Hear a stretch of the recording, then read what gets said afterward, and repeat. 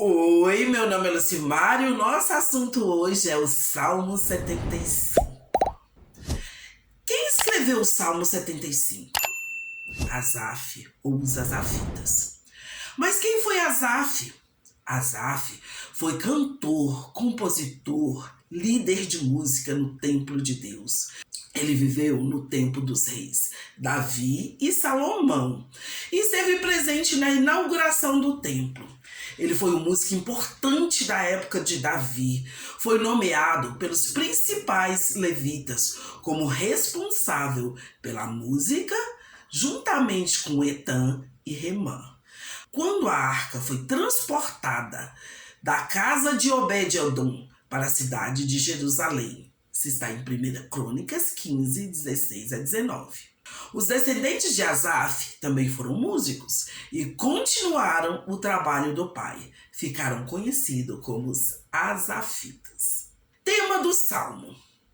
Existem várias traduções da Bíblia. Em uma, é Deus o juiz justo, linguagem de hoje. Deus abate os orgulhosos, mas exalta os justos, tradução brasileira.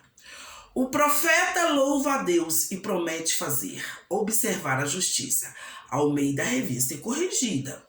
Deus é juiz, Almeida Revista e Atualizada. Deus é juiz, Nova Almeida Atualizada, e a Nova Versão Internacional não tem um título. Ao regente do coral, para ser cantado com a melodia Não Destruas. Ou seja, ao líder do louvor, para ser cantada na melodia do hino feito por Moisés. Aquele, quando Deus falou que ia destruir o povo de Israel. E Moisés orou e falou: Deus, não destruas o teu povo.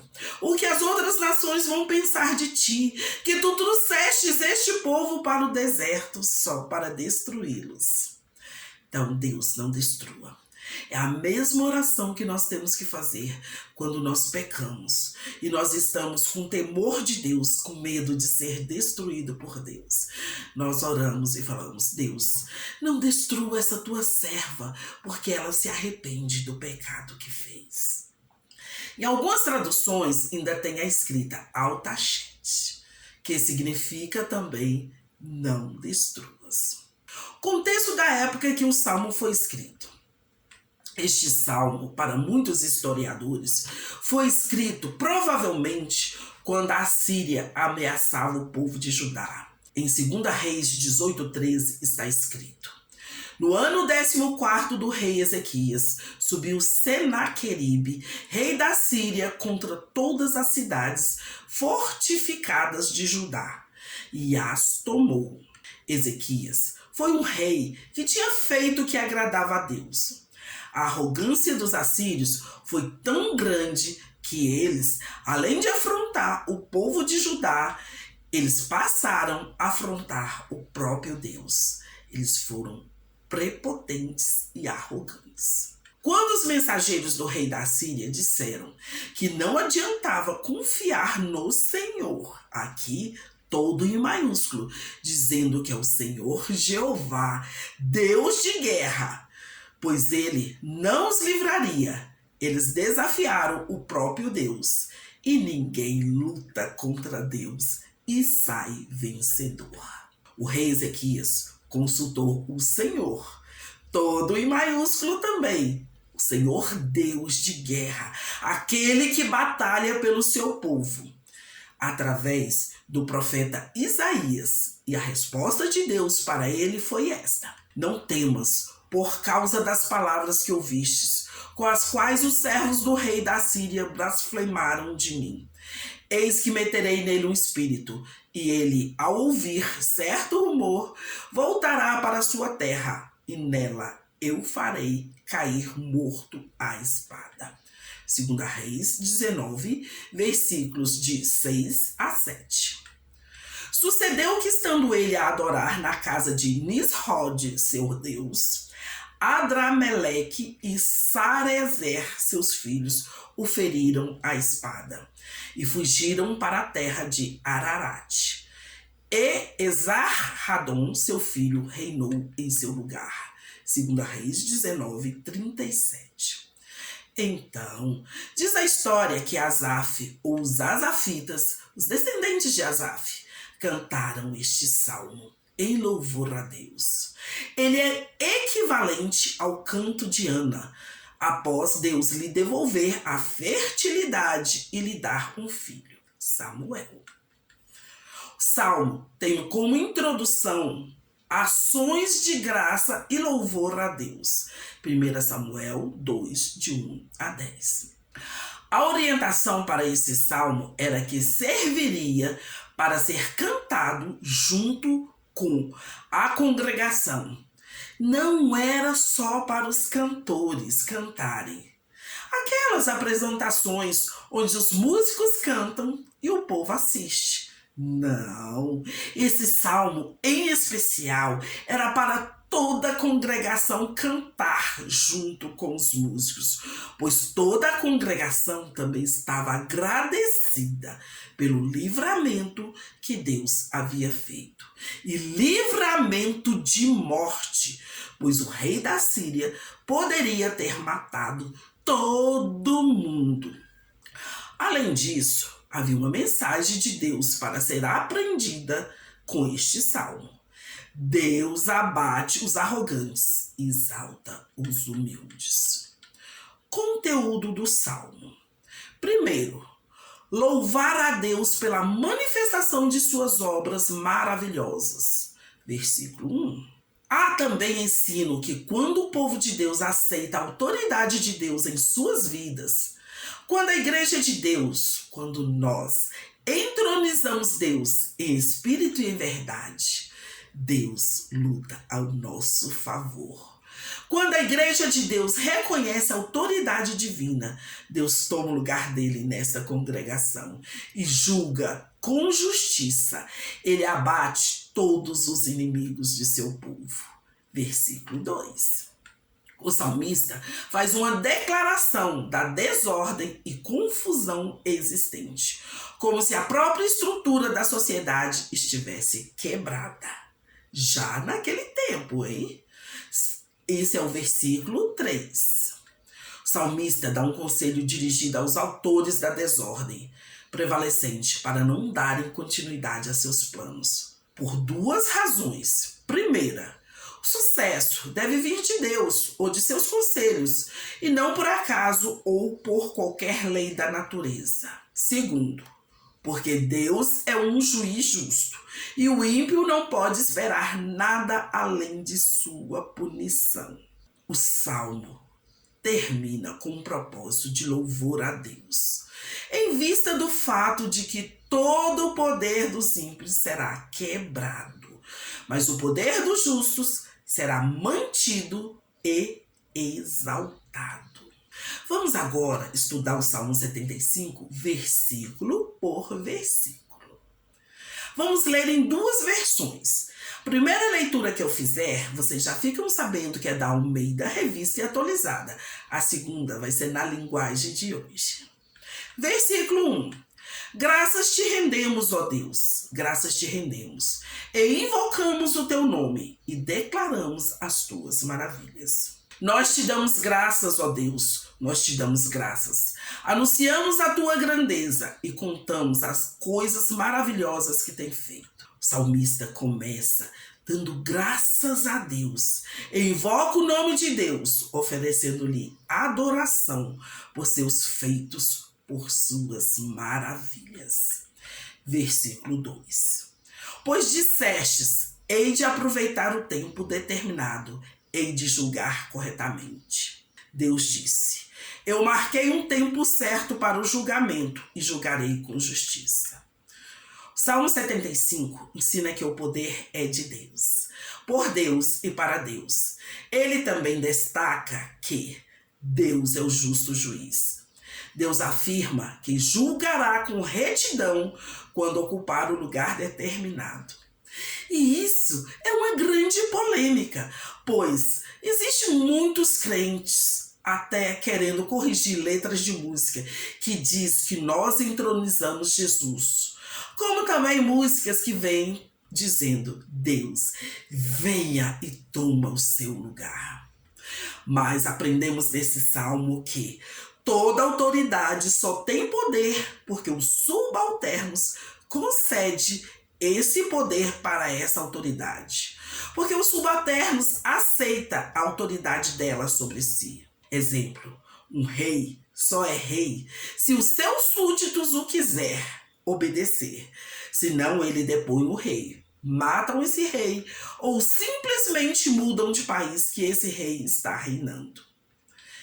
Eles simplesmente se rebelam e não aceitam a autoridade do rei. Outros até vão para o meio do mato e criam uma sociedade alternativa, onde ninguém vai mandar neles. Ninguém, figuradamente, porque ninguém é uma ilha. Sempre haverá quem nos governe.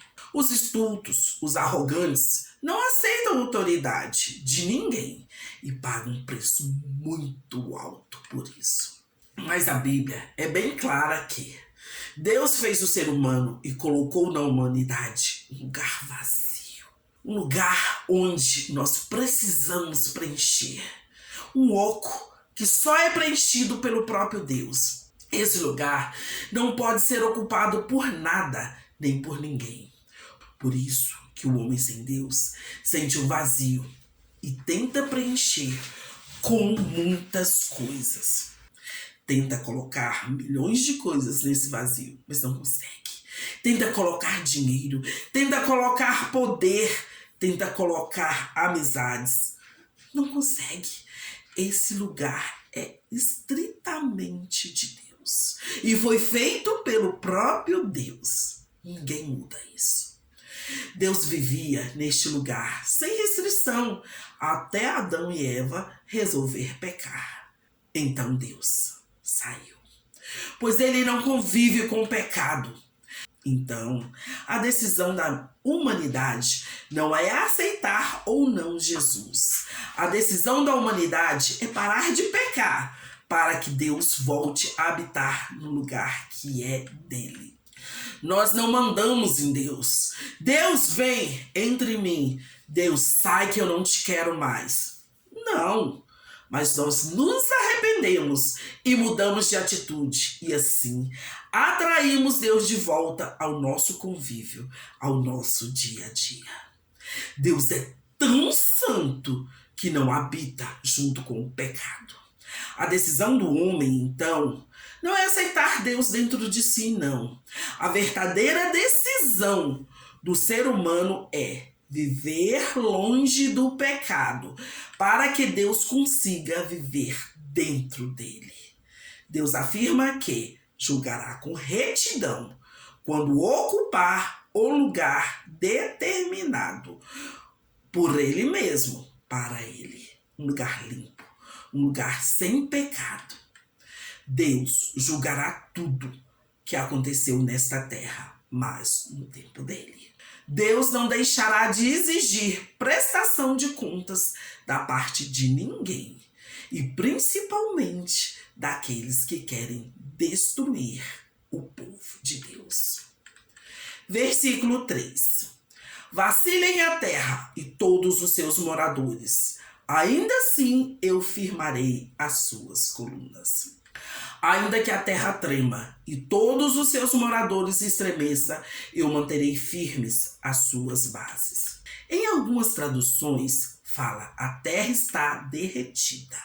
Derretida ou está muito rala, está diluída, ou seja, a humanidade, os povos da terra estão malignos. A maldade tomou conta de todos os povos. Eles estão arrogantes, sem moral, com ambição desmedida, cheios de si mesmo. A terra está vacilando, está tremendo. Ela desfez, desatou o laço, a união entre a humanidade e Deus. A aliança foi anulada, invalidada por parte dos seres humanos. E essa aliança é o que mantém a terra firme no seu eixo. O pecado da humanidade está destruindo esta terra. Os poderes da terra estão sendo abalados. Exemplo. Primeira coisa que nós tiramos, que nós destruímos a aliança, foi o poder paterno. Hoje, os pais quase não mandam mais em seus lares. O segundo poder que nós tiramos foi o poder do governo. Hoje nós não respeitamos mais as autoridades, chamamos eles pelos nomes próprios e os desrespeitamos a todo momento. Como que as crianças vão respeitar pai e mãe se nós não respeitamos mais ninguém? Nós não respeitamos mais os mais velhos, nós não respeitamos mais autoridade alguma. Nós, seres humanos, resolvemos extinguir a nossa obediência a Deus. Nos desmembramos de suas leis, desorganizamos nossas vidas, nos corrompemos e agora gememos de dores. Dores físicas, dores espirituais e dores emocionais. E por que não dizer dores morais? Mas temos uma esperança. Deus promete fortalecer as bases da terra. Deus promete fortalecer as colunas da terra. Deus promete fortalecer sua igreja, que é o que sustenta essa terra. Pois apesar da igreja coexistir em um mundo corrupto e corruptível, consegue pelo menos tentar prosseguir em obediência a Deus. A esperança é para aqueles que conseguirem vencer o mal, a imoralidade, a ambição desmedida. É para aqueles que conseguirem vencer as novas ordens mundial. Deus sustenta a terra e seus habitantes, mesmo quando parecem estar à beira do colapso. Em algumas traduções aparece aí a palavra Selá. Selá, que é uma pausa na música, indica que provavelmente o assunto vai mudar um pouco. E mudou. Pois agora o salmista começa a dar um recado para os ímpios. Versículo 4. Digo aos soberbos, não sejais arrogantes, e aos ímpios, não levanteis a vossa força. Digo aos maus, que não contem grandeza, que não sejam orgulhosos. A expressão soberba consiste na pretensão de ser como Deus, ou seja, de ser superior aos outros. A soberba é também conhecida como o pecado da arrogância, do orgulho. Foi o pecado de Satanás. Ele queria ocupar o lugar de Jesus. E por que ele queria ocupar o lugar de Jesus? Satanás era um anjo lindo, brilhante, cheio de talento. Ele cantava como ninguém. Ele brilhava onde ele chegava. A Bíblia diz que Jesus não tinha beleza alguma. E vocês entendem essa frase que diz que Jesus não tinha beleza alguma? Por que a Bíblia diz que Jesus não tinha beleza alguma? Porque Jesus não queria brilhar. O brilho dele, quando ele chegava, era o brilho do próprio Deus. Quando ele chegava no lugar para falar, ele falava palavras vindas do próprio Deus. Jesus não precisava aparecer, porque quando ele chegava, quem aparecia era o próprio Deus. Jesus não veio para se mostrar, mas ele veio para mostrar o reino de Deus. Então, por isso que a Bíblia relata que Jesus não tinha beleza nenhuma. Satanás não. Ele queria se mostrar, ele queria mostrar o seu próprio brilho. A Bíblia diz que a soberba é um dos principais obstáculos para uma vida de virtude e proximidade com Deus. Jesus, enquanto estava na terra, não tolerava a soberba de quem se gabava de ser justo e olhava os outros com desdém. E ainda não tolera. As consequências da soberba podem ser severas, levando à solidão, à autodestruição e à quebra das relações interpessoais.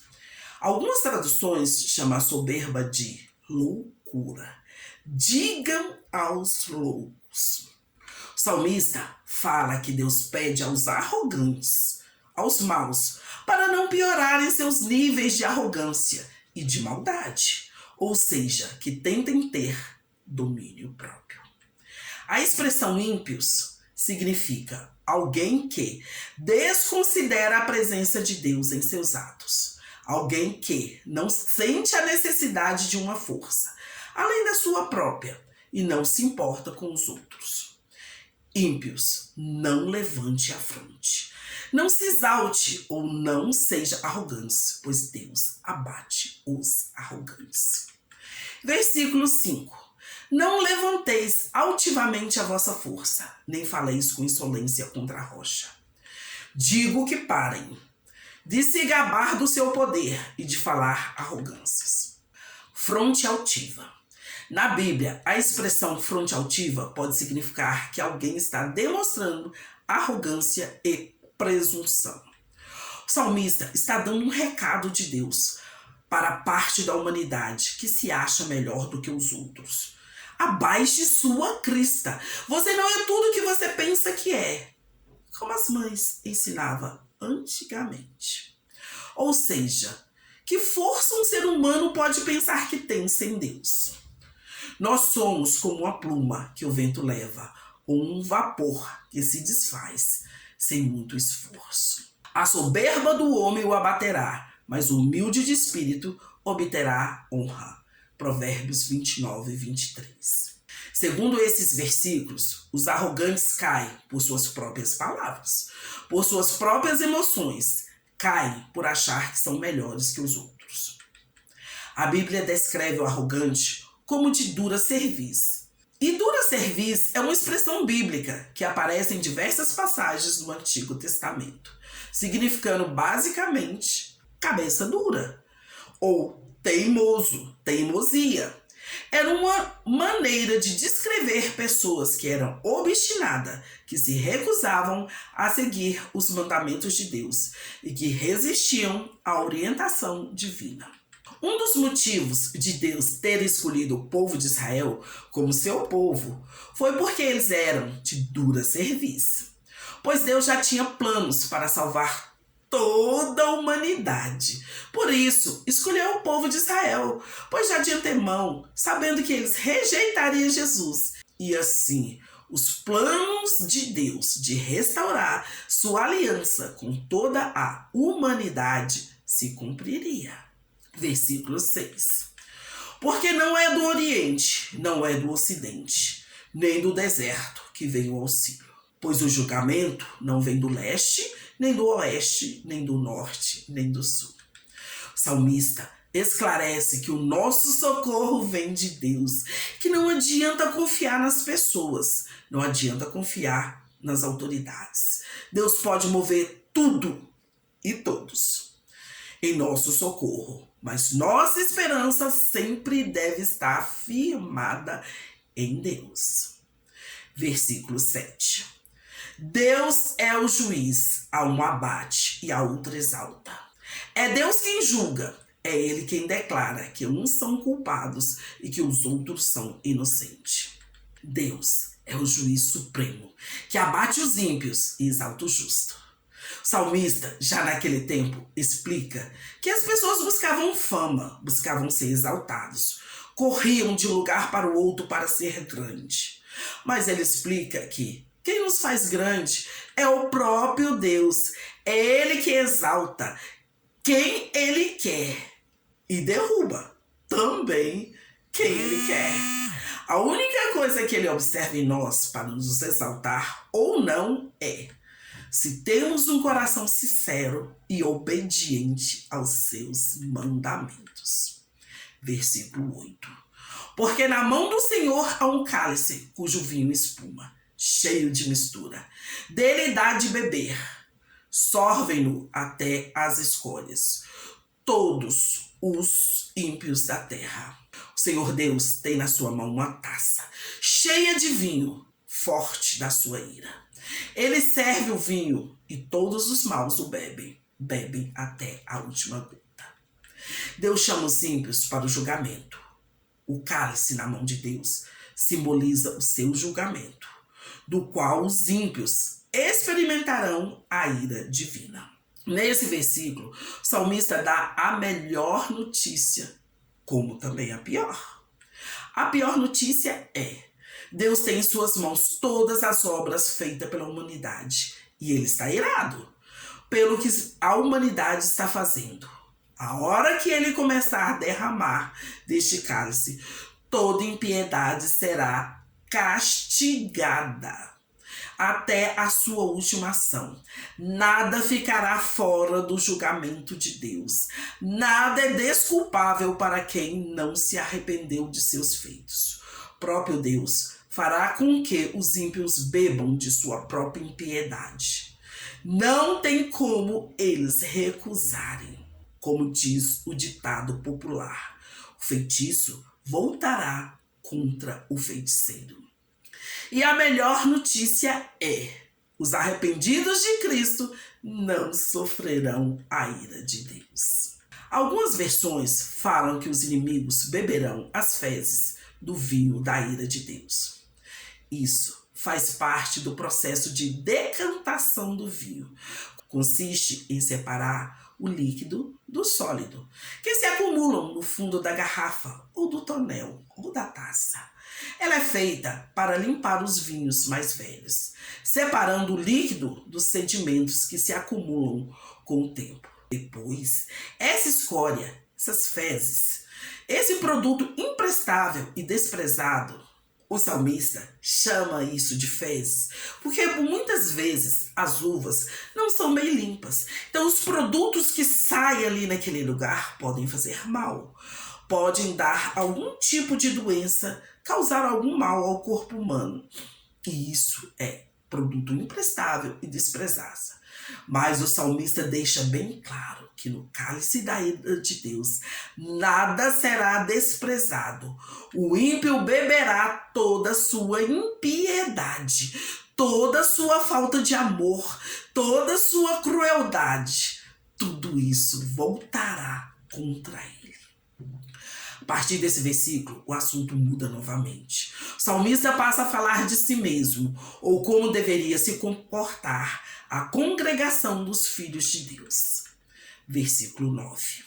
Quanto a mim, exultarei para sempre, salmodiarei louvores ao Deus de Jacó. Porém, eu sempre falarei a respeito do Deus de Jacó, e lhe cantarei louvores. O salmista se compromete a declarar a grandeza de Deus para sempre. Ele promete cantar louvores a Deus, ou seja, ele ensina a congregação a prometer a Deus que aconteça o que acontecer, ela prometerá que louvará a Deus para sempre pelos seus justos juízos, pois assim viverá as consequências de sua escolha. Versículo 10. Abaterei as forças dos ímpios, mas as forças dos justos será exaltada. Ele quebrará o poder dos maus, mas o poder dos que obedecem a Deus crescerá. Deus, o próprio Deus, quebrará a força dos ímpios, mas exaltará as forças dos justos.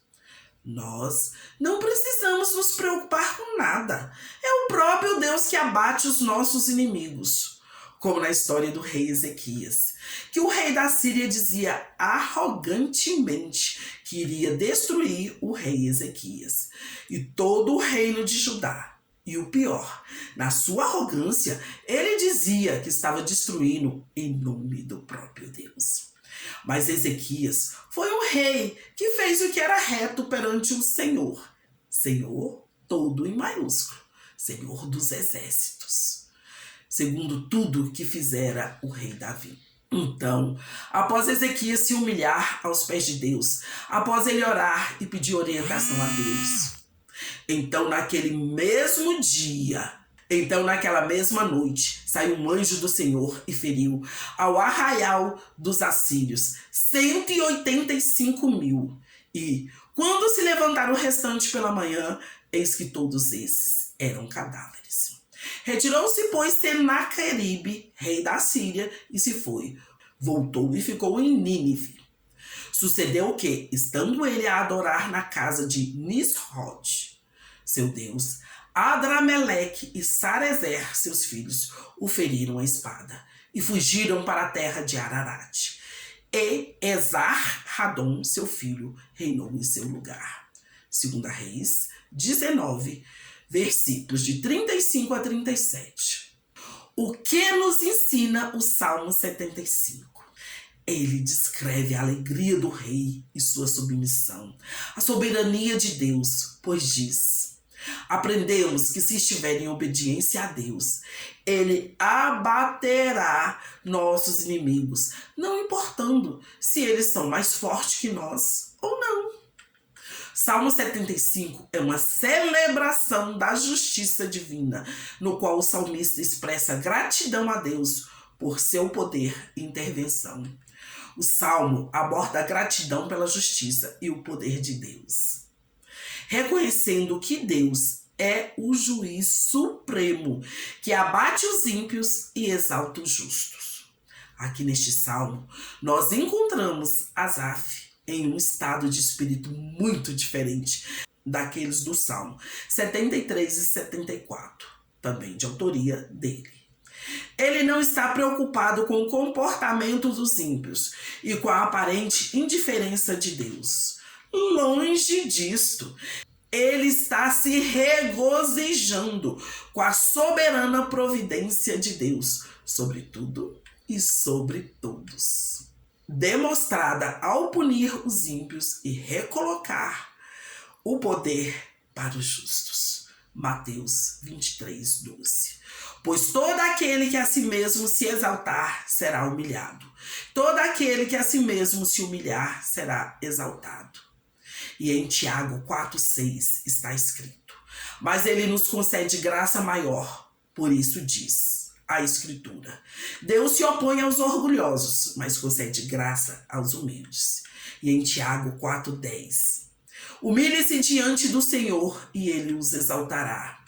Concluímos que neste salmo, ele está nos ensinando a ser gratos pela justiça e o poder de Deus em nossas vidas. Ele nos lembra de que Deus está sempre presente e cuidando de nós, mesmo quando enfrentamos adversidades. Salmo também destaca a importância de não sermos arrogantes ou nos exaltarmos, pois a verdadeira exaltação vem de Deus. Além disso, Salmo 75 nos incentiva a confiar no julgamento divino, sabendo que Deus abate os ímpios e exalta o justo. Isso nos oferece esperança e consolo em tempos de incerteza e nos ajuda a manter nossa fé na justiça e no poder de Deus. Em resumo, Salmo 75 nos ensina a buscar a Deus com gratidão e humildade, reconhecendo o seu poder e justiça em nossas vidas. Ele nos encoraja a confiar no julgamento de Deus e a celebrar sua presença em intervenção em nosso favor. Através desse salmo, somos lembrados de que Deus é o nosso refúgio e nossa fortaleza e que Ele sempre estará do nosso lado. Algumas coisas extras desse salmo. A fé colocada em Deus leva o pecador a ser um adorador agradecido. A fé eleva o indivíduo a render graças quando tudo está cinzento, quando a realidade da nossa vida é desfavorável, quando o único que temos de bom no presente são as lembranças da atuação divina do passado, quando tudo parece perdido, quando estamos no fundo do poço e ainda temos esperança. E a nossa esperança é Deus.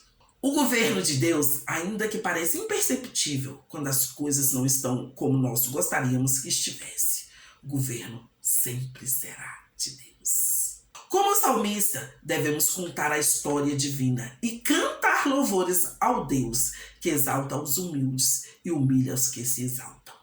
Devemos celebrar ao Deus que é juiz acima de todo juiz, que reina, preside, governa acima de todo rei, acima de todo presidente, acima de toda autoridade, acima de todos os ricos, de todos os milionários, para erradicar o mal pela raiz. Devemos alertar a todas as pessoas, como fez Asaf: não levante o punho contra Deus Altíssimo. Não erga a voz contra a rocha eterna. Ele é o único de leste a oeste, do deserto às montanhas. Não há outro igual. Versículos 5 e 6. Pelo contrário, humilhe-se e renda-se ao Deus que atende às nossas orações. Que Deus lhe conceda a paz.